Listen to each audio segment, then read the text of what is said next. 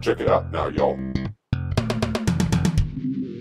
nanoHUB-U, online instruction. Welcome back.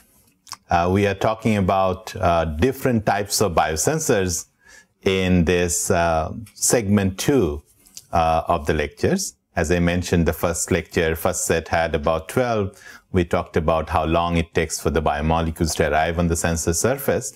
And in this set of 9 lectures, in part 2, we are discussing different types of biosensors. And we'll be focusing on 3, you may remember, potentiometric biosensors, which is a sort of a quote-unquote camera for the charge.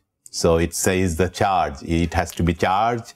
The biomolecule must be charged. And then, like a DNA or like a protein, and once the charge comes, it changes the potential of a MOSFET or some other types of potentiometric sensors, and you sense it. There are, of course, amperometric and cantilever-based sensors, which we'll discuss later on.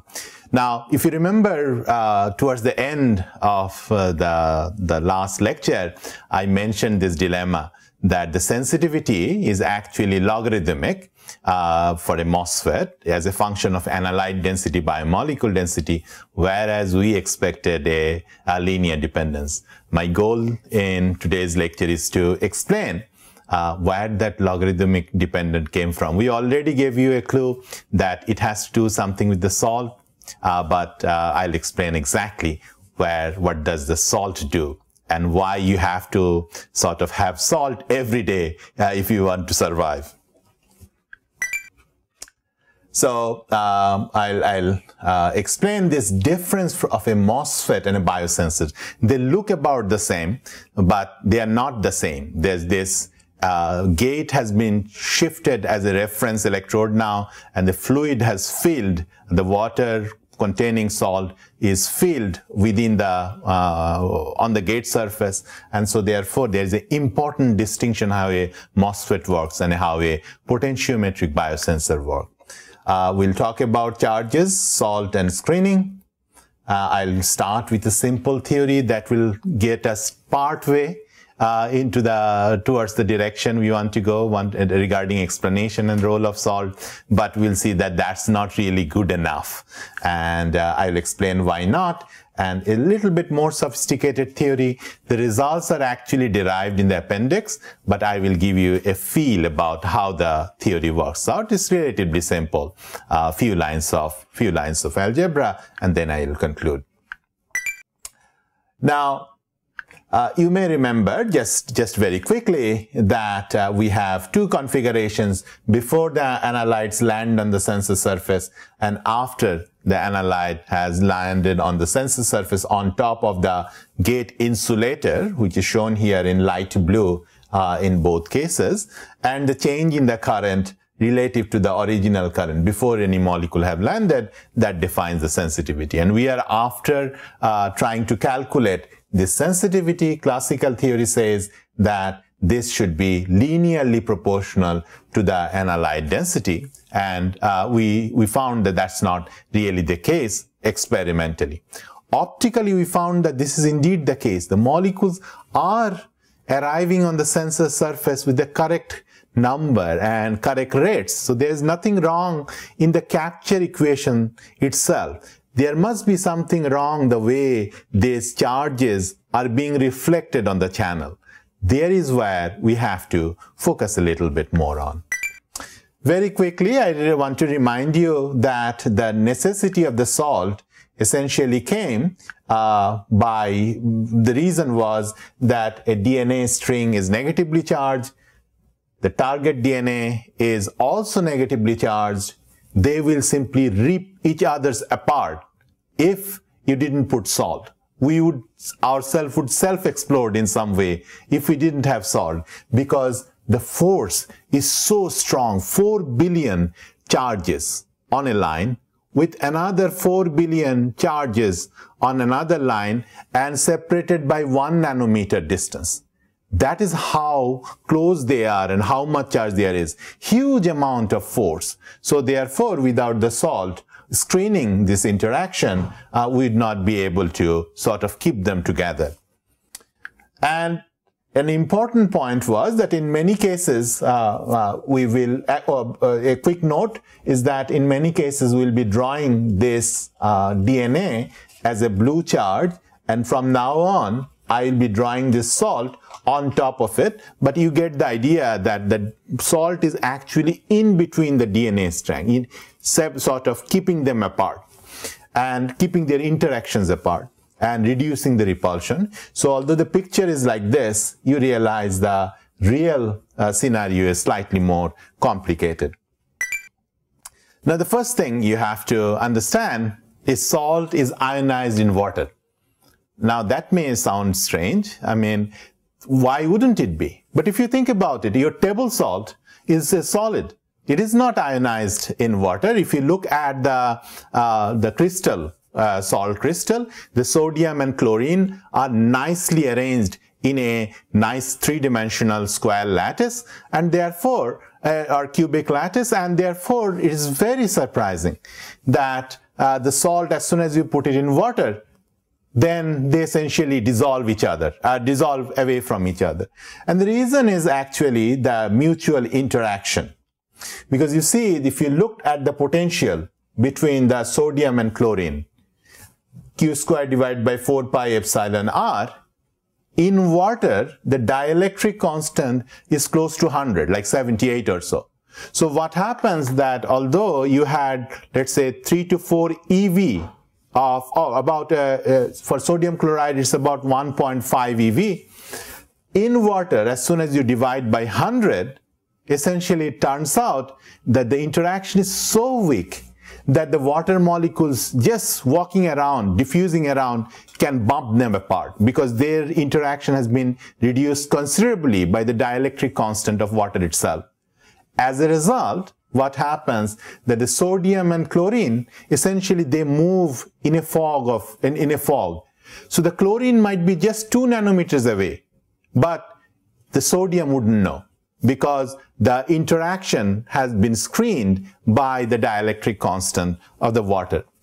Now this distance where beyond which it cannot see for water, it is about 0.7 nanometer or so, and it's called a Jerome length, essentially explaining that how long does it have to be before, what is the distance beyond which the charges essentially will be separated. They will not be sort of attracted and form a crystal anymore. Now this is very important because if you put solid salt in DNA to DNA, that wouldn't have really worked because the positive and negative charges will be together and essentially as if you haven't put any charge at all.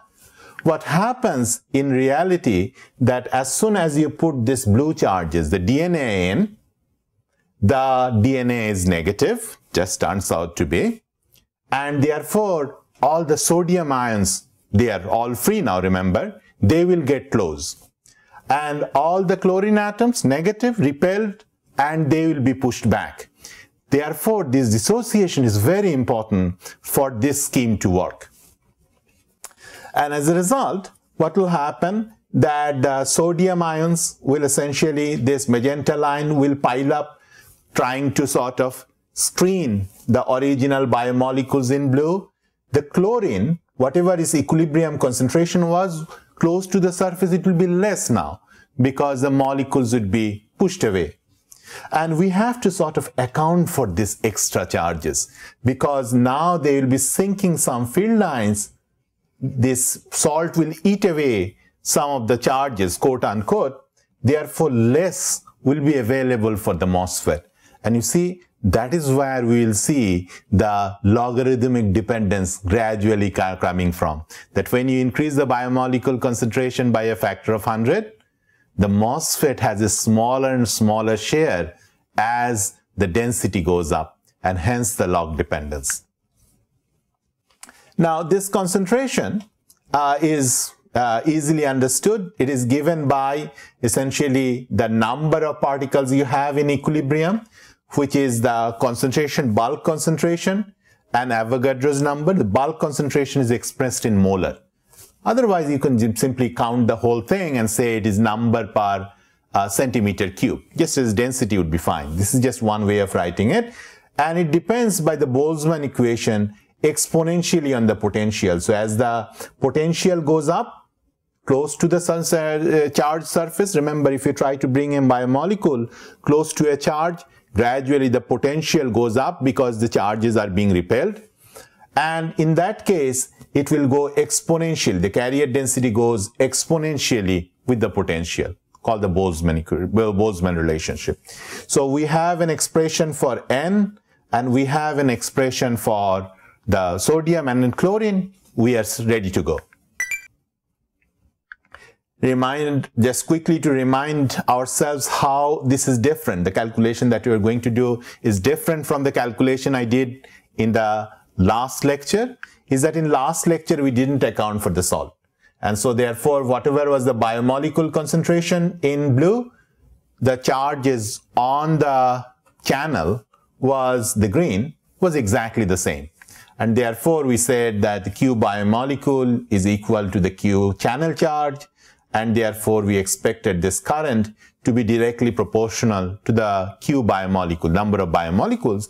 Mu Vd over L is simply the velocity. We'll not worry about it because it will always be the exact same number. And when you take a ratio for the sensitivity, remember, this will drop out. So we'll not worry about these constants too much. Focus on Q bio. Now, with salt and electrolyte, which are dissociated and charged, we now have a second capacitor on the other side, because this charge, blue charge, some of it, this charge can sink at the sodium sites or chlorine sites, depending on whether it's a positive charge or a negative charge. And whatever doesn't get sunk on this side, on this yellow, will come to the MOSFET side. And sum of these two yellow must be equal to the blue, which is the biomolecule charge. Total amount of charge must be conserved. So let's do this calculation. Two capacitors essentially in parallel. It is simply high school algebra. We can find out that the Q charge is equal to the charge on the left and charge on the right, two yellow charges. We'll call it double layer because, and double layer capacitance multiplied by psi, because Q is CV, and C oxide multiplied by V, that gives you the charge on the MOSFET. Solve for phi simply by solving this particular equation. And once you know phi, we can find out how much charge is on the MOSFET, which is C0 multiplied by phi. This is phi, this is C0, gives you the total current. And now you can see that because of this CDL, the salt itself, the response would be a little bit lower. Previously, of course, the whole biomolecule charge was coming in. Now only the ratio of C0 divided by CDL plus C0. Only a fraction is now available for the MOSFET to operate with. Now let's quickly calculate CDL, because I am telling you all this, that yes, this salt will eat away a certain amount of charge. I didn't really tell you anything about how to calculate it. Turns out very simple. You have a few lines of algebra. Poisson equation is something that relates charge to potential, so we'll have to solve the Poisson equation. If you are not familiar, you can look it up. Generally, most college physics textbooks have it. If not, then I can also explain it in the question and answer session. Bottom line is the potential is related to the net charge, the double layer charge, and this is the dielectric constant. Notice the K kappa W, which is the dielectric constant of water. Remember, the salt is dissolved in water, so it is not 1 anymore. K is not 1 anymore. And the total charge depends on how many, at a given location, how many sodium ion you have and how many chlorine atoms you have, chlorine ions you have. The difference of this will give you the net charge. I already know that the value of N minus and N plus from the Boltzmann relationship. And I also know that on the sensor surface, my potential will be psi naught. And at very far from the sensor, of course, the charge will have no effect. So the potential will go back to 0. With these two boundary conditions and these two values in, I can put it in. And once we have put it in, there you see e to the power x minus e to the power minus x. That will be reflected in the sine hyperbolic. And in the sine hyperbolic, when the psi is relatively small with respect to kT. Let's say we are talking about very weak salt, very low concentration salt. In that case, sine hyperbolic, you can essentially expand it, write it out, and it will come out as psi e to the power x essentially is what you're trying to, sine hyperbolic is e to the power x and e to the power minus x. You're trying to sort of find a difference of these two quantities. It will be directly proportional to x, and the remaining constants, all these things floating around, salt concentration, dielectric constant of water, all will hide in this length called LD, the Debye length, because Debye was one of the first people who came up with this type of theory. And the LD depends inversely on salt concentration, and there are other constants floating around. But the bottom line is the potential under these conditions, when the salt is weak, see, in that case, it will simply be given by psi naught, and the potential will decay as x to the power LD. LD is the Debye length. And the Debye length can be large only when the salt concentration is weak, I naught is weak, and so correspondingly that solves for this potential. Now, that's a lot of calculation, but let me quickly tell you that you can view the whole thing much more simply. Let's ask ourselves this question. Yeah, the charge is distributed in a complex exponential form, but what is the centroid of this charge? Effectively, where can I view the centroid of this charge? I can do that relatively quickly because I know the rho dl. Rho dl is simply n plus and n minus, the difference of it. You put the values from the previous slide, and then once you put it in, everything will be a constant, except there'll be an x dependence through the exponential. You put this quantity back in order to get the centroid. We make sure that we multiply with x, with the charge density, and divide by, normalize by the total charge. And then that turns out to be very simple, that the centroid actually is 1 Debye length away. What does it mean? Well, what it means that you can forget about all these dependencies. Only thing you have to think about, as if there is a separated second electrode, and the second electrode is only LD away. And what is the capacitance associated with all these biomolecules distributed and all those things? All you have to do is to simply remember that it is essentially a dielectric with dielectric constant of water separated by the Debye length. That's all you need. Now, once you have this, let's see how the rest of the thing works out. So now we have two capacitors. One capacitor associated with the salt, sinking certain amount of charge, that is the CDL. And then, of course, I have the MOSFET, which is COX. It's easy to calculate that what fraction of charge will be sitting on the MOSFET itself, which will simply be, again, do you remember 2 slides before, we said that only a fraction given by this ratio of the capacitances, only a fraction of the total biomolecule will show up on the MOS side, on this capacitor. Put in the values, CDL is given by 1 over LD, and remember kW is very big, close to 100, 78 or so in water, and LD is relatively small. And once you have sort of worked out through this algebra, you find that this QMOS is directly proportional to the Debye length.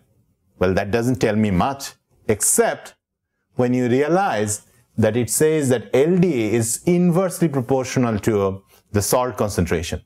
So therefore, what this results immediately is telling us that the sensitivity, which is proportional to the charge, is actually linearly proportional to the density, but inversely proportional to the square of salt concentration. This is the first time the issue of salt is coming in.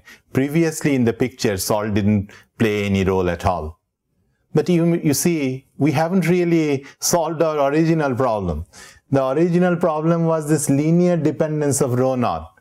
We haven't attacked that one yet, Yeah, salt has come in, which is good because salt is important, but our original problem of linear dependence remains. In the next 3 slides, I'll tell you what really, how this log dependence really arises. Now, one thing you realize, as we increase the salt concentration, more and more charge will essentially sink on the electrolyte side, and therefore your sensitivity will go down. That makes sense because you have less and less left over for the other capacitor to take care of or use. The real thing is that where I tricked you a little bit for the sake of giving a physical picture is that the salt concentration is not low. Salt concentration turns out to be very high. 100 millimolar is what you need in order to keep the DNA together. They don't want to be together. And without a physiological condition in our body, it's about 100 millimolar. Very high salt concentration. And when the salt concentration is so high, you cannot take away the sign hyperbolic and replace it with a low density approximation. You have to keep the whole thing. And the algebra is a little bit complicated, but you see the physics is actually transparently simple. This is how it works. In the low concentration, the charge on the double layer was proportional to the capacitance of a double layer and psi naught. Psi naught is the potential at the biomolecule surface, the blue charge. And we saw that this is directly proportional to inversely proportional to LD, and the relationship was very simple. And the proportionality between charge and potential was linear. It turns out that when the charges are very high, the salt concentration is very high, this linear dependence doesn't work because you cannot make a small psi naught approximation and you'll have to keep the whole thing. By the way, the word Z here means the valency of the salt. In sodium chloride, 1 positive, 1 negative, Z is 1. So if you have other salt which may have 2 positive and 2 negative, once they dissociate, in that case, Z will be 2. Now, the prefactors all has the salt concentration and others. These are all discussed nicely in the appendix, so don't worry about it for the time being. Now you remembered that total biomolecule charge must be equal to the MOS charge and the double layer charge. These two must balance. Global charge must be equal to each other. And therefore, I know the MOS charge, which is the oxide multiplied by psi naught, and I know the double layer charge from here in the first line. I know that. This is a horrendous nonlinear equation. You need a computer to solve it. And we don't like computers too much for this type of problems. What turns out that when salt is very strong, the second term is so big, you can sort of drop the first term. And we'll correct for it in a second, but assume that the first term is so small that it doesn't matter. Most of the biomolecule charges are being balanced by the double layer. Okay, that simplifies our life, because in that case, the biomolecule charge is directly related to psi naught. I can get the psi naught by solving the problem, and then I can just go back and put this psi naught into the MOS equation, which is small. So therefore, that one wouldn't really change the numbers very much. And I get the expression. Now you see appearance of a log. It came from the strong analyte dependence of the screening. And Q-bio, well, we already know the biomolecule, total number of biomolecule is proportional to NT. This is the charge for individual biomolecules. NT is the number of particles you captured. Remember, in the first 12 lectures, we spent a lot of time, and the result was proportional to the analyte density. It had the fractal dimension and all those. Remember the formula we derived? We just put it in. And once you put it in, now you see and write it out. Remember, the sensitivity is directly proportional to the MOSFET charge. All these log dependencies, log of rho naught, log of salt concentration, log of time, fractal dimension, they all appear, just simply fall out some basic simple physics. There's nothing, few lines of algebra, and the experiments simply comes out transparent, becomes transparently clear that what happened, where does the log dependence come from. So this logarithmic dependence comes from because as the molecules are sort of landing, more and more are sort of screened by the salt, and the MOSFET is getting smaller and smaller fraction of it. That's why there's a log dependence. Why is there a log dependence of time? Well, it's the same reason as the log dependence of density. Because as a function of time, as you're collecting more and more biomolecules, then correspondingly, the screening becomes stronger on the salt side, you are getting fewer. And same is true for increasing salt concentration. They have essentially taken away most of the charges associated with biomolecule, leaving a very little for the MOSFET to play with. So let me conclude. So as you remember that the biomolecules that the potentiometric sensors work with have to be charged. If it's not charged, biomolecules will not see it, and so therefore the analyte doesn't exist. So it must be charged, and that means DNA, that means protein, this type of charges. It may not be virus or bacteria or glucose may not work with it.